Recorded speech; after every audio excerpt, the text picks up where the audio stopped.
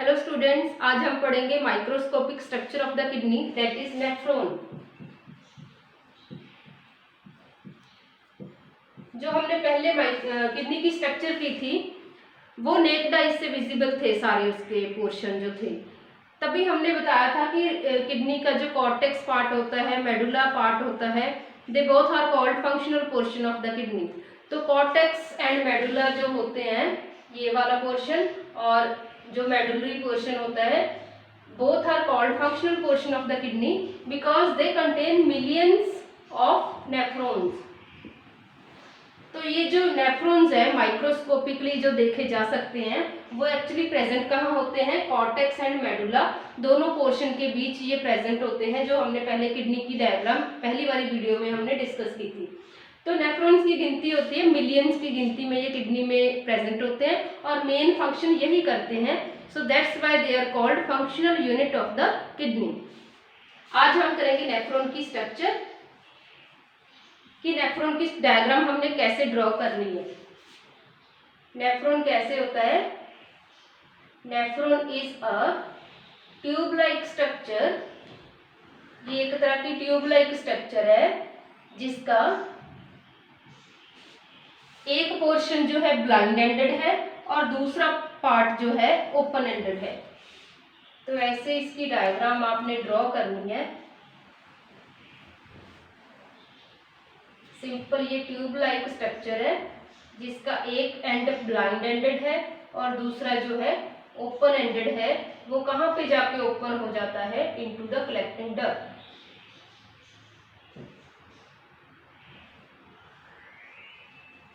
So this is the structure of nephron.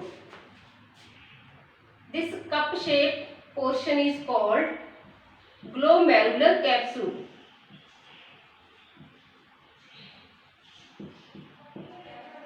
ये जो blind ended portion है ये कप की तरह इसकी शेप होती है और इसका नाम क्या है? Glomerular capsule. एक्चुअली इस कप शेप स्ट्रक्चर में प्रेजेंट होता है नेटवर्क ऑफ कैपिलरीज, जिससे बोलते हैं, उस नेटवर्क ऑफ कैपिलरीज को बोलते हैं ग्लोमेरुलस। वो हम बाद में ड्रॉ करेंगे।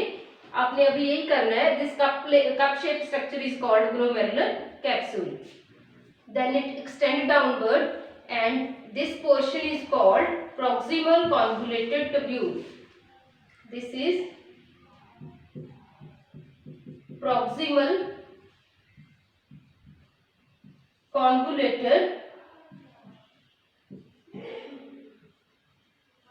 tubule. Then this U-shaped structure is called medullary canal or loop of Henle.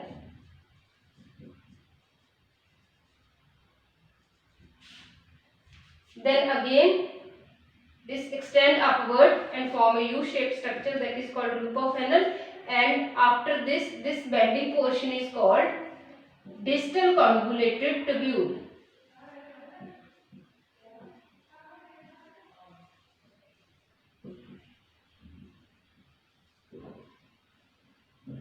Which open into the collecting duct.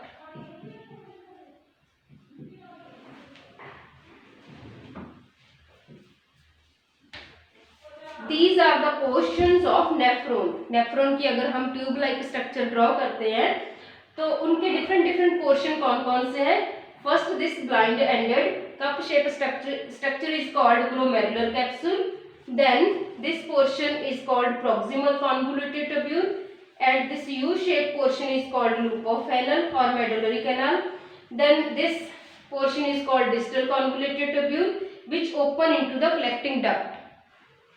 Actually हमारी किडनी में मिलियंस की गिनती में नेफ्रॉन्स होते हैं, बट कलेक्टिंग डक्ट जो होती हैं वो उनकी गिनती थोड़ी कम होती है बिकॉज एक कलेक्टिंग डक्ट में नंबर ऑफ नेफ्रॉन्स अपने ड्रेनेज जो है डिस्चार्ज करते हैं।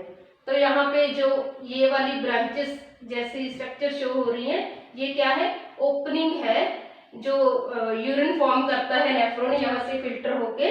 तो हर एक नेफ्रॉन के लिए एक सेपरेट कलेक्टिंग डक्ट नहीं होती, हर एक 3, 4, 5 नेफ्रॉन्स के लिए एक सिंगल कलेक्टिंग डक्ट होती है।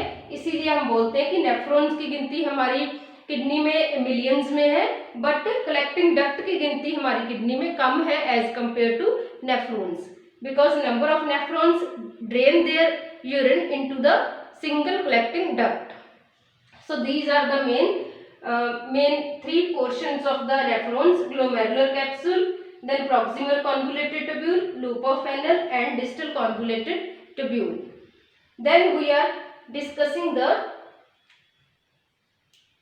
blood supply to the renal system.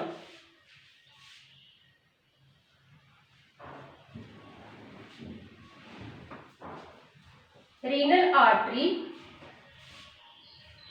This is the renal artery.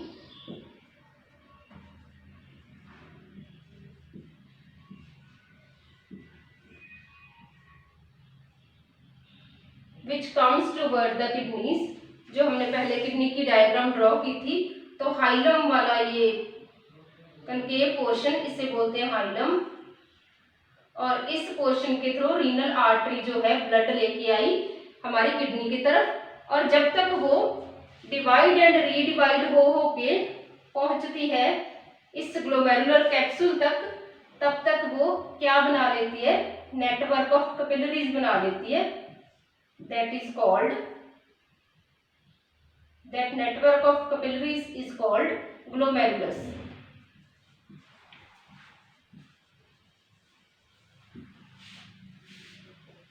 ये किडनी की डायग्राम, मतलब किडनी का जो हाइलम वाला ये पोर्शन होता है, उसमें रीनल आर्टरी जो होती है ब्लड लेके आती है किडनी की तरफ, और वो डिवाइड होके स्मॉल आर्टरीज बनाती है, उसके बाद आर्टरियोल्स बनाती है, और जब तक वो एक नेफ्रॉन के पास पहुंचती है तब तक वो क्या बनाती है,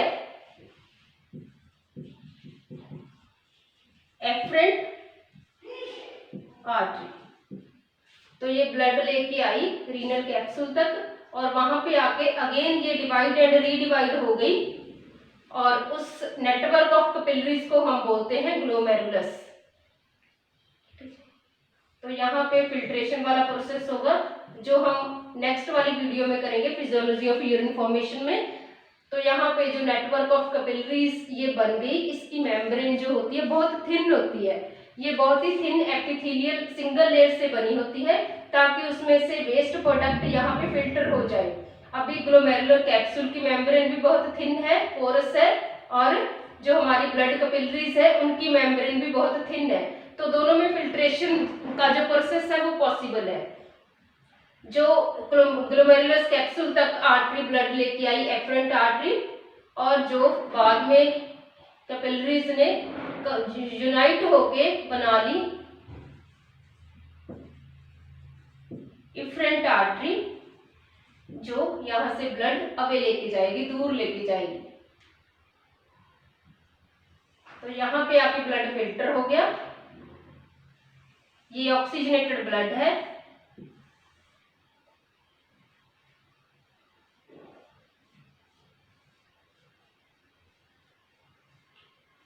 रीनल आर्टरी ऑक्सीजनेटेड ब्लड लेके आई, बट उसमें वेस्टेज भी था, यहाँ पे वेस्टेज फिल्टर हो गया. तो इफरेंट आर्टरी ब्लड यहाँ से अवे लेके चली गई, और आगे चल के उन्होंने एक और नेटवर्क ऑफ कैपिलरीज बना लिया, मतलब ये दोबारा डिवाइड हो गई.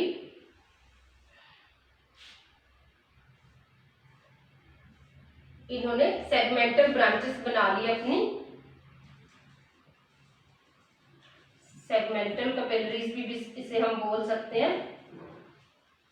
इफरेंट आर्टरीज ने आगे चल के डिवाइड होके और नेटवर्क ऑफ कैपिलरीज बना लिया. तो अभी ये ऑक्सीजनेटेड ब्लड ही लेके आई थी, जिसमें से कि हमने वेस्टेज यहाँ पे फिल्टर कर दिया, और आगे भी ऑक्सीजनेटेड ब्लड ही जा रहा है जिसमें कि वेस्टेज नहीं है. वेस्टेज हमारा यहीं पे सारा फिल्टर हो गया, और आगे ये आर्टरीज ब्लड लेके जा रही है जो कि ऑक्सीजनेटेड ब्लड है, प्लस इसमें वेस्टेज भी नहीं है, सारा वेस्टेज फिल्टर हो गया ऑलरेडी.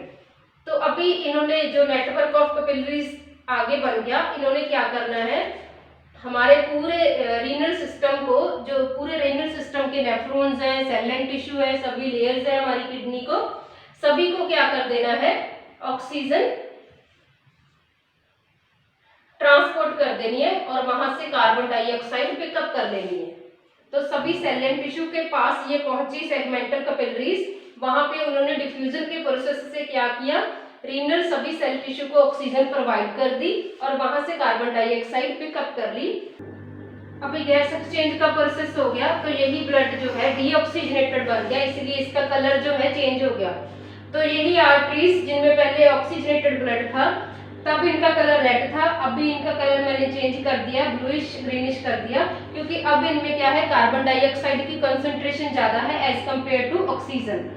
तो अभी ये वैसे तो वेस्ट इसमें बिल्कुल नहीं है इस ब्लड में, और प्लस कार्बन डाइऑक्साइड गेन कर ली इन्होंने, ऑक्सीजन छोड़ दी। अभी इन वेन्स ने क्या करना है, यूनाइट होके वेन्यूल्स ने वेन्स बना ली और फाइनली मिलके इन्होंने क्या बना लिया, रीनल वेन, जो ब्लड हमारा किडनी से अवे लेके जाती है, दूर लेके जाती है। तो रीनल आर्टरी ने ऑक्सीजनेटेड ब्लड सप्लाई किया था किडनीज को, और जब तक ये किडनी के नेफ्रॉन तक पहुंचता है तो ये एफरेंट आर्टरी बन जाता है। Renal artery divide and redivide हो के एफरेंट आर्टरी बना लेती है, छोटी छोटी ब्रांचेस बना लेती है, और ये ब्लड हमारा ग्लोमेरुलस कैप्सूल में आके नेटवर्क ऑफ कैपिलरीज बन जाती है इस आर्टरीज की, वहां पे जो है थिन मेम्ब्रेन बन जाती है और फिल्ट्रेशन का प्रोसेस से पॉसिबल हो जाता है। Then after the filtration the artery which carries blood away from the glomerular capsule, that is called efferent artery. Then again it comes downward and form the segmental branches that are called segmental capillaries, which contain oxygenated blood but without wastage. तो oxygenated blood है, इन्होंने cell tissue renal system के सभी cell tissue को oxygen दे देनी है और carbon dioxide वहां से पिकअप कर लेनी है। तो अभी ये ब्लड डीऑक्सीजनेटेड बन गया, बट इसमें वेस्ट बिल्कुल नहीं है, वेस्ट हमारा नेफ्रॉन में फिल्टर हो गया था। तो अभी ये वेस्ट फ्री ब्लड है बट डीऑक्सीजनेटेड ब्लड है, जो रीनल सिस्टम से दूर चला जाएगा with the help of renal vein. तो renal vein carries deoxygenated blood away from the kidneys. So this is all about the structure of nephron, कि nephron की स्ट्रक्चर है ये सारी, इसके पार्ट भी हमने डिस्कस कर लिए, और कैसे इसमें वेस्ट कहाँ पे फिल्टर होता है, और ऑक्सीजन कैसे रीनल सिस्टम के सेल एंड टिश्यू तक पहुंचती है, और कैसे जो है डीऑक्सीजनेटेड ब्लड जो है अवे जाता है हमारी रीनल सिस्टम से। जो सारा प्रोसेस है वो डिस्कस हो गया। नेक्स्ट वीडियो में करेंगे हम नेफ्रॉन कैसे यूरिन फॉर्म करता है, that is the main major function of the nephron, कि कैसे ये यूरिन बनाता है ब्लड को फिल्टर कर करके, वो हम करेंगे physiology of urine formation in the next video. Thank you.